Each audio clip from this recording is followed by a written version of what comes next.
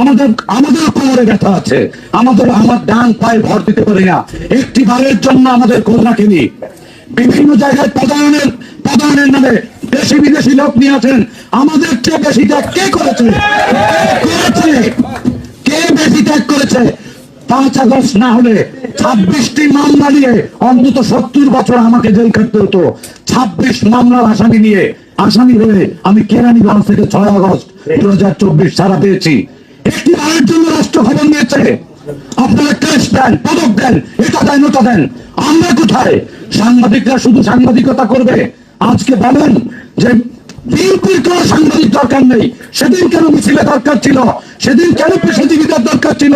সেদিন কেন কাদের গণিবের চৌধুরীদের সংগ্রামী স্যার? জুলাই গণঅভ্যুত্থানের দ্বিতীয় বর্ষপূর্তি অনেক আলোচনা সিনিয়র নেতৃবৃন্দ ইতিমধ্যেই করে ফেলেছেন, আর যারা আছেন তারা করবেন। আমি ছোট্ট করে একটু বলতে চাই, সেটি হচ্ছে প্রাপ্তি যোগ। জুলাইয়ের একটা উদ্দেশ্য ছিল, জুলাইয়ের একটা আকাঙ্ক্ষা ছিল। সেই আকাঙ্ক্ষা এবং প্রাপ্তি বিএনপি মহাসচিব গত দুদিন, একটু অনুগ্রহপূর্বক একটু শান্ত থাকুন প্লিজ, একটু প্লিজ ভাই। বিএনপি মহাসচিব স্থানীয় সরকার মন্ত্রী গত দুদিন আগে একটি বক্তৃতায় কথা বলেছেন যে কিচ্ছুই বদলায়নি। আমি ওনার সাথে শতভাগ সহমত। শুধুমাত্র জামা বদলেছে, চরিত্র একটু বদলায়নি আমাদের। একটু আগে আব্দুল হাই শিকদার ভাই বলেছেন এই সাংবাদিক সমাজ 4000 দিন পেশাজীবীদের সাথে নিয়ে রাজপথে আন্দোলন করেছে। আজকে ডায়াসে বসার জায়গা নেই, আজকে মিলনায়তনের মধ্যে কানায় কানায় পরিপূর্ণ। সেই দিন ব্যানার ধরার লোক আমরা পাইনি। অনেকে গ্রেফতারের ভয়ে বাড়িতে পালিয়েছিলেন, অনেকে স্বীকার করেননি তিনি সাংবাদিকতা করেন বা সাংবাদিক ইউনিয়নের নেতা। আজকে ডায়াসে বসার জায়গা পাই না। আজকে অনেক নিয়োগ দেখছে এখানে নতুন কাদের গনি চৌধুরী, শহীদুল ইসলাম। মাননীয় মহাসচিব 2014 সালে যে রাতে অবরুদ্ধ ছিলেন এইখানে, আমরা সারা রাত পাহারা দিয়েছি পেশাগত দায়িত্ব পালনের পাশাপাশি। সেই দিনগুলোর কথা ভুলি নাই। তখন 10-15 জন ছিল। যেভাবে একটি বিএনপির মতো একটি পার্টির মহাসচিবকে অপমান অপদস্থ করা হয়েছে, এরপরেও কোন আপনাদের কি লজ্জা শরম হয় না? এখন আবার বিএনপির হাইব্রিড শাস্তি আসেন। কোথায় ছিলেন তখন? কিন্তু জুলাই গণঅভ্যুত্থান পরবর্তী সময়, আমি আর 30 সেকেন্ড কথা বলবো, ক্ষমা চেয়ে নিচ্ছি। জুলাই গণঅভ্যুত্থান পরবর্তী সময়ে আপনারা পেলেন পতাকা, আপনারা পেলেন জাতীয় সংসদ, আপনারা নেন ফ্ল্যাগ পেলেন, আপনারা মন্ত্রীর বাসভবন পেলেন। আমরা যারা 4500 দিন রাজপথে আন্দোলন করেছি, আমাদের মাইক কেড়ে নেওয়া হয়েছিল, আমরা খালি গলায় বক্তৃতা করেছি।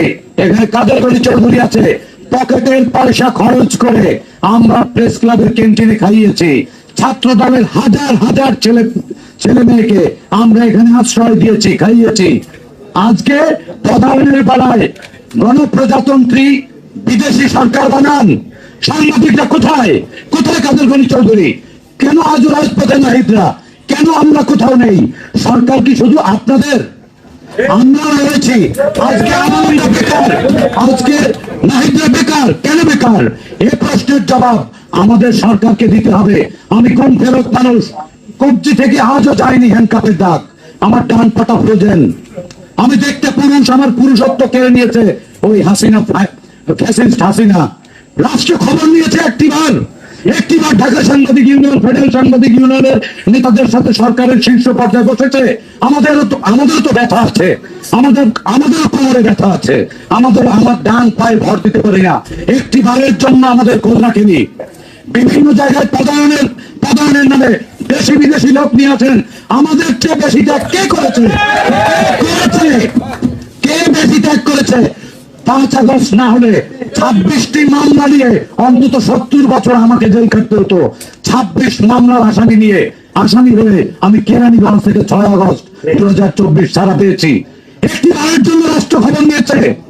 আপনারা কেস দেন, পদক দেন, এটা দেন, ওটা দেন। আমরা কোথায়? সাংবাদিকরা শুধু সাংবাদিকতা করবে। আজকে বলেন যে বিএনপির কোনো সাংবাদিক দরকার নেই। সেদিন কেন মিছিলে দরকার ছিল? সেদিন কেন পেশাজীবীদের দরকার ছিল? সেদিন কেন কাদের গণিতের চৌধুরীদের দরকার ছিল? সেদিন কেন আমাদের দরকার ছিল? যদি সেটি দরকার হয় তাহলে কড়াই গন্ডায় যতদিন আপনারা সরকার চালাবেন ততদিন আমাদেরও জীবনের নিরাপত্তা, কর্মের নিরাপত্তা এবং আমাদের সন্তানদের নিরাপত্তা এবং স্বাধীনভাবে বেঁচে থাকার দায়িত্ব আপনাদের নিতে হবে। না হয় ইতিহাসের কাঠগড়ায় আপনারা দায়ী থাকবেন এবং আমরা এই দায় আপনাদের মোচন হতে দেব না, আমরাও জবাব নেব। আমার কথায় কেউ আহত হলে আমি ক্ষমা চেয়ে নিচ্ছি। এখানে শুধুমাত্র আমার কথা আমি বলিনি, অনেকেরই বক্তব্য একই।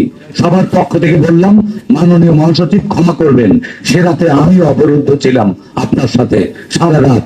সকালবেলা যখন আপনাকে তুলে নিয়ে যায়, যখন হায়নার মতো আপনার উপরে হামলে পড়ে, তখন আমরা পিঠ পেতে দিয়েছিলাম। সেই স্বীকৃতিটুকু আমরা পাইনি, আজও পাইনি। আমার ডান হাতের এই ভেঙটি কাটা, হ্যান্ডকাপের চাপে 5.5 ঘন্টা ঝুলিয়ে পিটিয়েছে। কোমরের ব্যথা, ডান পায়ে ভর দিয়ে হাঁটতে পারি না। আপনারা তো মন্ত্রী হলেন, সরকার হলেন, আপনারা পেলেন ছাদ, আমরা পেলাম গাছতলা। আমরা আজও প্রেস ক্লাবের গাছতলায় আছি। সকলকে ধন্যবাদ। বাংলাদেশ জিন্দাবাদ। স্বাধীনতার জন্য লড়েছি, গণতন্ত্রের জন্য মরেছি, আবারও লড়বো, আবারও মরবো, তবুও যদি আপনাদের শিক্ষা হয়। আল্লাহ হাফেজ।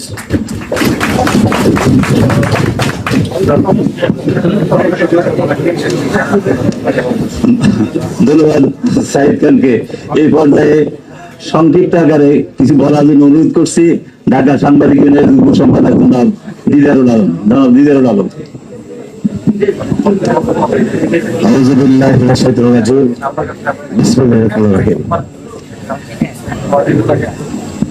এইমাত্র আমার প্রিয় সহকর্মী লড়াই সংগ্রামের রাজপথে আজ আগস্টের 3 তারিখ, আজ থেকে ঠিক 2 বছর আগে এই দিনে তৎকালীন যে জুলাই আন্দোলন, জুলাই বিপ্লব, সেটাকে কেন্দ্র করে পরিস্থিতি বেসামাল পর্যায়ে চলে যায়। সেনাবাহিনী তখন মাঠে ছিল। সেনাবাহিনী কি করবে?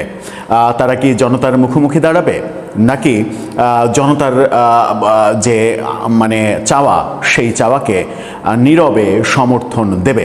জনতার মুখোমুখি দাঁড়াতে হলে তাদেরকে গুলি চালাতে হবে। আর একটা দেশের সার্বভৌমত্ব রক্ষার দায়িত্ব যাদের, সেই সেনাবাহিনী তার দেশের নাগরিকের উপরে নির্বিচারে গুলি চালাবে, হাজার হাজার মানুষ মেরে ফেলবে। সেরকম একটা প্রেক্ষাপটে সেনানিবাসে সকালে কি হয়েছিল, পরবর্তীতে সেনাপ্রধানের ভূমিকা, সেনাবাহিনীর ভূমিকা, এটাকে বারবার আওয়ামী লীগ সমালোচনা করার চেষ্টা করেছে। গত 2 বছর সেনাপ্রধানকে কাঠগড়ায় দাঁড় করানোর চেষ্টা করেছে এবং তারা বলার চেষ্টা করেছে যে সেনাপ্রধান তাদের সঙ্গে বিট্রে করেছে, তাদের সঙ্গে বিশ্বাসঘাতকতা করেছে। সেনাপ্রধান পারিবারিক সম্পর্কের দিক থেকে সাবেক প্রধানমন্ত্রী শেখ হাসিনার বেশ ভালো আত্মীয়। সেই ক্ষেত্রে এই আলোচনাটা আরও বেশি ছড়িয়ে গেল। সেদিনের সেই প্রেক্ষাপটে 2 বছর আগে সেনানিবাসে যে অফিসার্স অ্যাড্রেস অনুষ্ঠান হয়েছিল, সেখানে কি সিদ্ধান্ত হয়েছিল, তার পরবর্তীতে যা যা হয়েছে, সেখানে কি সেনা প্রধান কোনো ভুল করেছিলেন? সেদিনের সেনাবাহিনীর যে সিদ্ধান্ত, সেই সিদ্ধান্তটা কি ভুল ছিল? অন্য কোনো সিদ্ধান্ত নিলে সেটা দেশের জন্য ভালো হতো, কিংবা আওয়ামী লীগের জন্য ভালো হলে সেটা দেশের জন্য ভালো হতো? চলুন একটু সেই প্রেক্ষাপটে একটু ফিরে যাই এবং গত 2 বছরের প্রেক্ষাপটটা বিবেচনা করে আমরা বোঝার চেষ্টা করি সেদিন সেনা প্রধান সত্যিই ভুল ছিলেন নাকি সঠিক ছিলেন। সেই আলোচনাই করবো এই ভিডিওতে, থাকবেন। দর্শক, বলছিলাম আজ থেকে 2 বছর আগে ঠিক এই দিনে সকালবেলা 10টার দিকে, 10টার কিছু পরে সেনানিবাসে অফিসার্স অ্যাড্রেস অনুষ্ঠানে আমরা তখন শুনেছিলাম যে সেনা অফিসাররা তাদের সিদ্ধান্ত জানিয়েছিলেন যে দেশের জনগণের বিপক্ষে সেনাবাহিনী অবস্থান করবে না। অর্থাৎ যদি সরকার এরকম অর্ডার দেয় যে তোমরা এই আন্দোলনকে রুখে দাও, আন্দোলনকে প্রতিরোধ করো, তাহলে সেনাবাহিনীকে গুলি চালাতে হবে। সেই গুলি চালানোর সিদ্ধান্ত থেকে সেনাবাহিনী নিজেদেরকে বিরত রেখেছিল। মূলত অফিসার্স অ্যাড্রেসের ওই অনুষ্ঠানের তথ্যটা যখন বাইরে এসে যায়, তখন মানুষের কাছে ব্যাপারটা পরিষ্কার হয়ে গেল, শেখ হাসিনার সরকার পতন এখন শুধু সময়ের ব্যাপার। এরই মাঝে আমরা দেখলাম এক দফার ঘোষণা, তারপরে মার্চ টু গণভবন, এটা 6 তারিখ থেকে 5 তারিখে আনা হলো এবং 5 তারিখে সরকার পতন হলো। এরপরে আমরা শেখ হাসিনা দুপুরে 12টা নাগাদ প্রথমে হেলিকপ্টারে, তারপরে বিশেষ বিমানে তিনি ভারতে চলে গেলেন। বিমান বাহিনীর বিশেষ বিমানে তাকে নেওয়া হলো। সেটা নিয়েও অনেক বিতর্ক রয়েছে যে বিমান বাহিনীর বিশেষ বিমান গিয়েছে মানে এখানে 3 বাহিনী প্রধান সম্মিলিতভাবেই সিদ্ধান্ত নিয়েছেন তাকে ভারতে প্রেরণ অথবা তার ভারতে যাওয়ার ইচ্ছা সেটাকে মূল্যায়ন করা, যেন গণভবনে কোনো অপ্রীতিকর ঘটনা না ঘটে। সেদিনের প্রেক্ষাপটে সেনাপ্রধান জেনারেল ওয়াকারুজ্জামান তিনি কি ভুল সিদ্ধান্ত নিয়েছিলেন? অনেকেই বলেন, আওয়ামী লীগের সমর্থক যারা, অন্ধ সমর্থক, হ্যাঁ, হয় না যে সমর্থক তো অনেক ধরনের হয়, একটা শ্রেণীর সমর্থক হয় অন্ধ সমর্থক, যারা আগে পিছে কোনো কিছু বিবেচনা না করেই গত 2 বছর ধরে এবং মূলত 2024 থেকে 2025 এই দীর্ঘ সময়ে সেনাপ্রধানকে কাঠগড়ায় দাঁড় করানোর চেষ্টা করেছেন এবং তারা বলার চেষ্টা করেছেন সেনাপ্রধান গাদ্দারি করেছে শেখ হাসিনার সঙ্গে। শেখ হাসিনার আত্মীয় হওয়া সত্ত্বেও সেনাপ্রধান সরকারের সঙ্গে, আওয়ামী লীগের সঙ্গে গাদ্দারি করেছে। ব্যাপারটা কতটা ঠিক? সেদিন অফিসার্স অ্যাড্রেসে যে সিদ্ধান্ত অফিসাররা জানিয়েছিলেন, জুনিয়র অফিসাররা বিশেষ করে, এবং সবার সম্মিলিত সিদ্ধান্ত যেটা হয়েছিল, সেই সিদ্ধান্তের বাইরে সেনাপ্রধান, নাম্বার 1 প্রশ্ন, সেনাপ্রধান কি ইচ্ছা করলেই যেতে পারতেন? যদি যেতে চাইতেন তাহলে কি চেন অফ কমান্ড ভেঙে যেতে পারতো না? এটা একটা বিষয়। আর একটা বিষয়, সেনাপ্রধান সেদিনের সিদ্ধান্ত যদি বাস্তবায়ন না করে অন্য কিছু করতে চাইতেন, জনতার ওপরে গুলি চালাতে চাইতেন এবং ওই যে 5 তারিখে গণভবনের উদ্দেশ্যে ছুটে আসা যে জনতা, সেই জনতার উদ্দেশ্যে যদি তিনি গুলি চালাতে চাইতেন, তাহলে হাজার হাজার মৃত্যুর ঘটনা ঘটত। হ্যাঁ, হয়তোবা শেখ হাসিনা সরকার পতন কিংবা আওয়ামী লীগ সরকারের পতনটা আরেকটু ডিলে হতে পারত। 5 তারিখে না হয়ে সেটা হতে পারত 10 তারিখে, 15 তারিখে, এরকম একটু ডিলে হতে পারত। কিন্তু সিচুয়েশন যে জায়গায় গিয়েছে এবং এই যাওয়াটা আওয়ামী লীগের সরকারের কিছু ভুল সিদ্ধান্তের কারণে সিচুয়েশনটা দ্রুত যেখানে গিয়েছে, সেইখানে দাঁড়িয়ে সেনাবাহিনীর আদতে এই সিচুয়েশন কন্ট্রোল করে সরকার রক্ষা করতে পারতেন কিনা, নাম্বার 1 প্রশ্ন। আরেকটা প্রশ্ন হচ্ছে যে সরকার রক্ষা করা তাদের তখন দায়িত্ব কিনা, নাকি দেশকে রক্ষা করা কিংবা দেশের জনগণের প্রাণ রক্ষা করা তাদের প্রায়োরিটি হওয়ার কথা ছিল। অবভিয়াসলি সেই সময় সেনাবাহিনীর প্রায়োরিটি হয়ে দাঁড়িয়েছিল বাস্তবতার কারণে। হয়তো এই কথাগুলো শুনে যারা আওয়ামী লীগ করেন তারা হয়তো ক্ষুব্ধ হবেন, রাগ করবেন, কিন্তু বাস্তবতা বুঝলে কিংবা বিবেচনা করলে হয়তো এই ব্যাপারটার বাস্তবতা অনুধাবন করার একটু চেষ্টা করতে পারেন। সেদিন একটা বিপুল পরিমাণের প্রাণ হানির ঘটনা ঘটত, কিন্তু সেটা বিশ্ব দরবারে আওয়ামী লীগ সরকারের সুনাম ততদিনে যতটুকু ক্ষুণ্ণ হয়েছে তার চাইতে অন্তত 1000 গুণ বেশি ক্ষুণ্ণ হতে পারত। তাহলে ব্যাপারটা কি দাঁড়ালো? ব্যাপারটা সেনাবাহিনী এবং সেনাপ্রধান জনতার বিপক্ষে অবস্থান না করে, জনতার উপরে গুলি না চালিয়ে এক অর্থে তো আওয়ামী লীগ সরকারের উপকারী করেছে।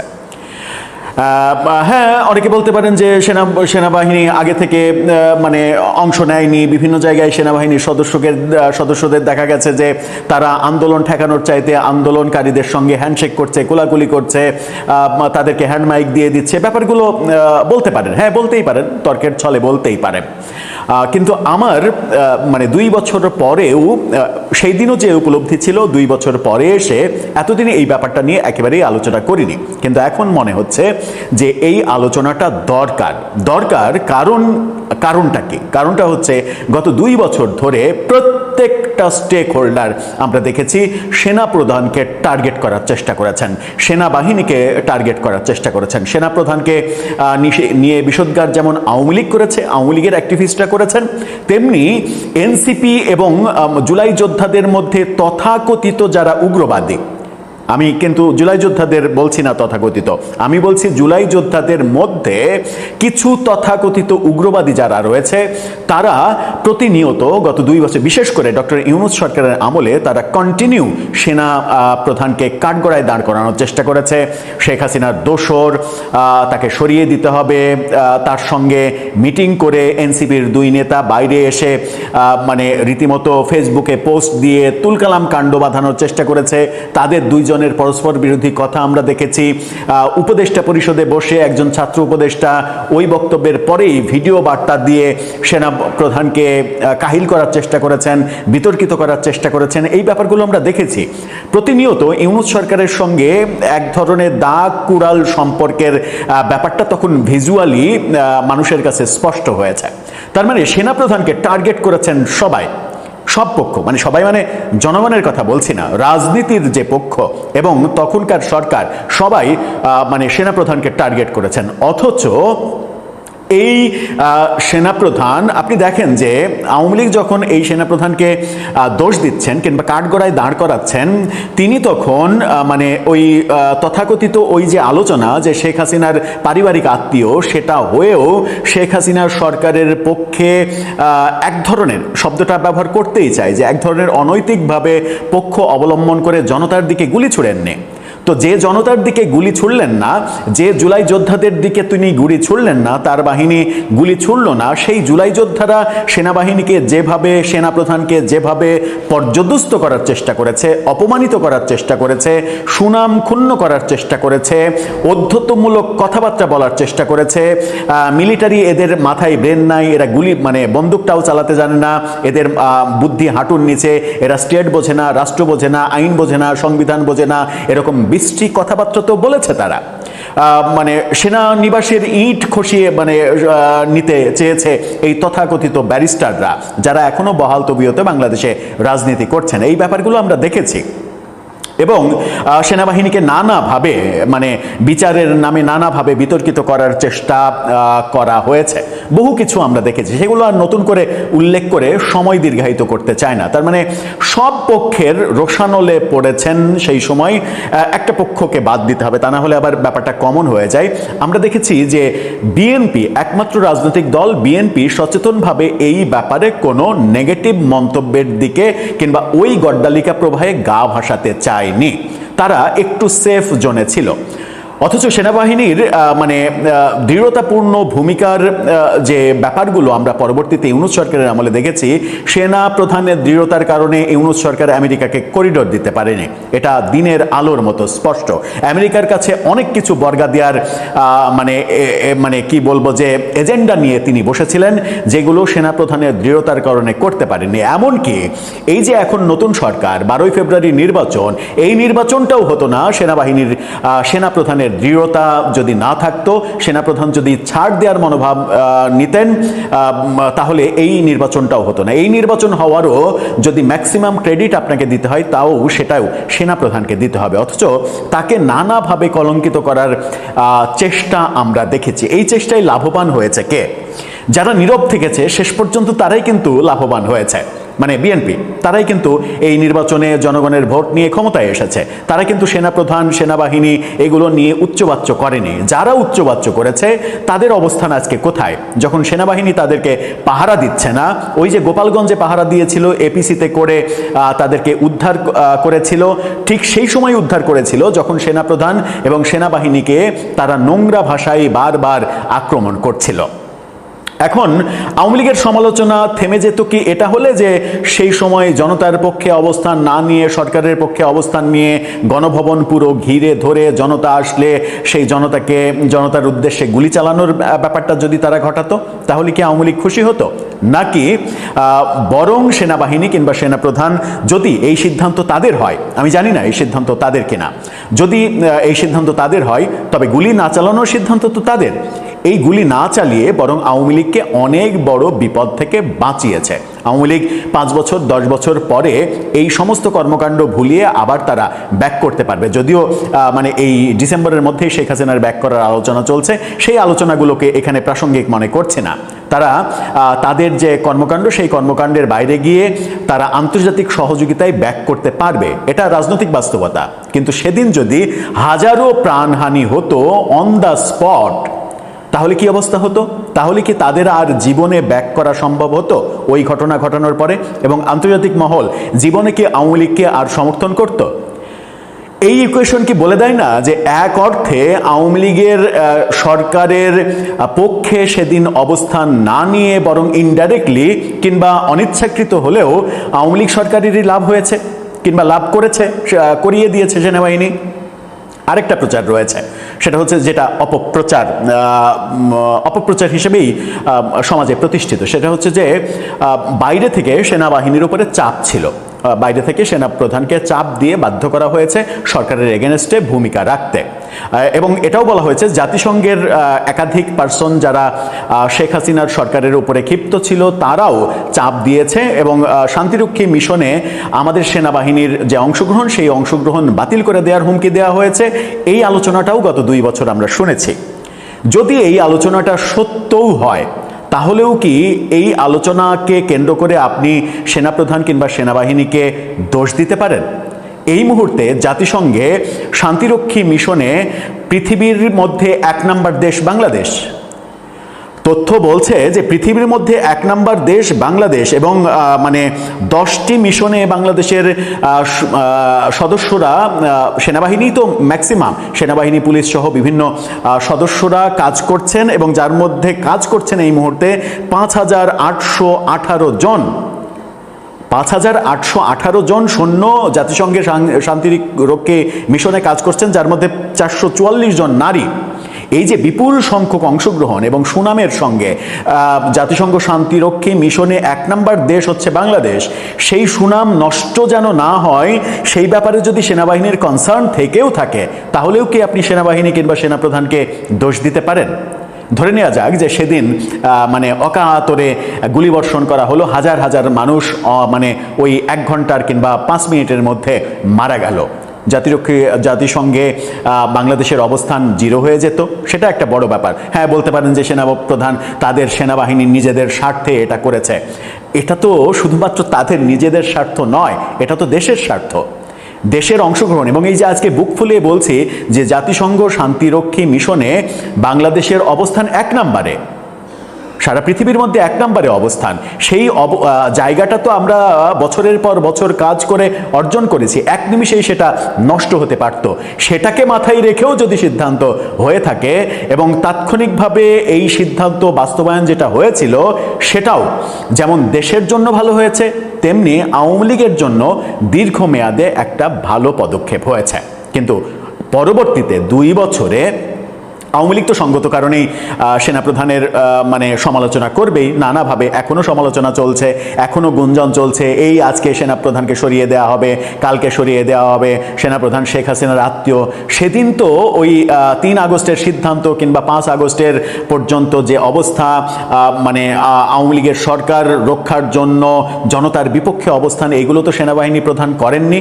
তো তাহলে কিভাবে প্রমাণিত হয় যে যোগ্যতার বাইরে এসে কিংবা যোগ্যতার ঊর্ধ্বে উঠে তিনি শেখ হাসিনার আত্মীয়? সেটা তো প্রতিষ্ঠিত হয়নি।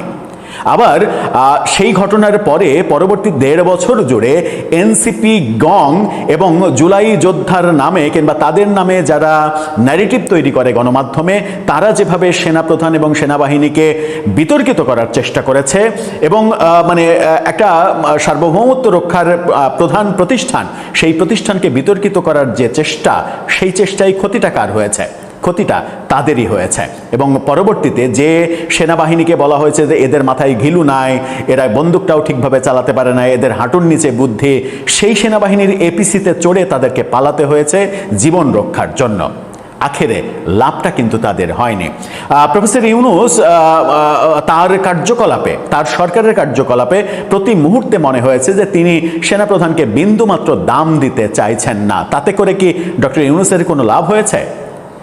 ক্ষতিই তো হয়েছে, দৃশ্যমান ক্ষতিই তো হয়েছে, কারণ ব্যাপারগুলো প্রকাশ হয়ে গেছে যে তিনি এই কাজটা করছেন। তার মানে হচ্ছে তিনি একক রাজত্ব চেয়েছেন, মানে তিনি সিদ্ধান্ত নিয়েছেন করিডোর দেব, সুতরাং সেনাপ্রধান তুমি বলার কে, আমি করিডোর দিতে পারবো না, কিংবা তুমি দ্বিমত করার কে। অ্যাটিটিউডটা ছিল এরকম। এই অ্যাটিটিউডে ক্ষতিটা কার হয়েছে? ক্ষতিটা কি সেনাপ্রধানের হয়েছে নাকি ডক্টর ইউনূসের ভাবমূর্তির ক্ষতি হয়েছে? অবভিয়াসলি ডক্টর ইউনূসের ভাবমূর্তির ক্ষতি হয়েছে। সুতরাং গত 2 বছর ধরে 24-এর 3রা আগস্ট থেকে শুরু করে গত 2 বছর ধরে যা কিছু চলছে, সেনাবাহিনী এবং সেনাপ্রধানকে নিয়ে বিপক্ষে যারাই যা কিছু করেছে, সেটা আওয়ামী লীগ হোক, এনসিপি হোক, জুলাই যোদ্ধা হোক, ওই তথাকথিত টকশো আর্টিস্ট হোক, যারাই এই কাজগুলো করেছে তারা নিজেদেরই ক্ষতি করেছে মনে হয়। এবং একটা প্রতিষ্ঠানকে বিতর্কিত করা এবং যে সেনাবাহিনী মানে সুনামের সঙ্গে সারা পৃথিবীতে কাজ করছে তাদেরকে বিতর্কিত করে নিজেদের লাভটা আখেরে কিছুই হয়নি, লসটাই বেশি হয়েছে। আমরা কি বুঝতে পারছি সেটা? 2 বছর পরে এসে যার যার হিসাব কি ক্যালকুলেটরে একটু মিলিয়ে দেখার চেষ্টা করছি আমরা?